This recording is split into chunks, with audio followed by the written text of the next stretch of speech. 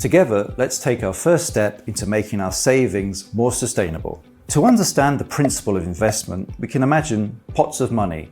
These pots are supposed to help you finance your personal, short, medium, or long-term goals, whether it's your next vacation, supporting a community wind farm project, or your retirement. To reach your goals, you need to choose financial products to help you. To make a proper selection, it's important to be clear about your financial preferences and sustainability motivations for each of these personal projects. Let's take Anna as an example. Anna has mixed sustainability motivations when it comes to her investment.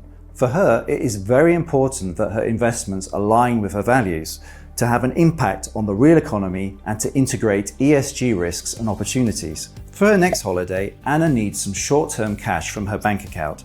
Here is the first lever for making her savings more sustainable. She chose her bank account based on the costs and other factors.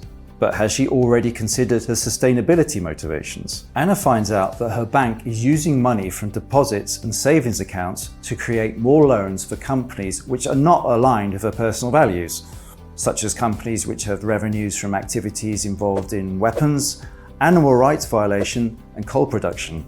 At the same time, she discovers that other banks in her country only provide loans to sustainable projects and businesses.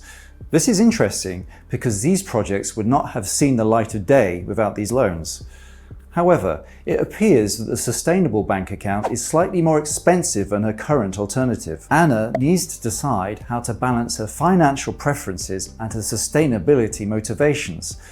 Eventually, she decides to compromise on her financial preferences to have her savings aligned with her values.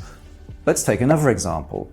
Anna wants to use part of her savings to invest in her retirement in 30 years. Anna is looking for an investment fund operating in different sectors and regions of the world. She wants this fund to offer average market returns and average risks, but her motivations in terms of sustainable development remain the same. Anna finds two funds very interesting to her. One fund only invests in companies which are in line with her values.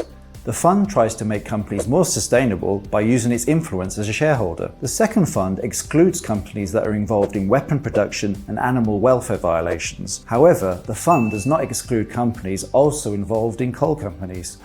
But looking closer, the second fund only selects energy companies with credible plans for reducing their coal production and tries to make those companies more sustainable by using its influence as a shareholder. The problem is that the first fund has a higher risk and lower return profile than the second fund. In order to choose, Anna needs to decide how to balance her financial preferences and her sustainability motivations. Eventually, she decides to prioritize the better financial performance of the second fund. Although slightly compromising her values, namely avoiding investing in coal-producing companies, she is reconciled by the positive influence the fund will have as a shareholder, encouraging transitioning energy companies towards greater sustainability.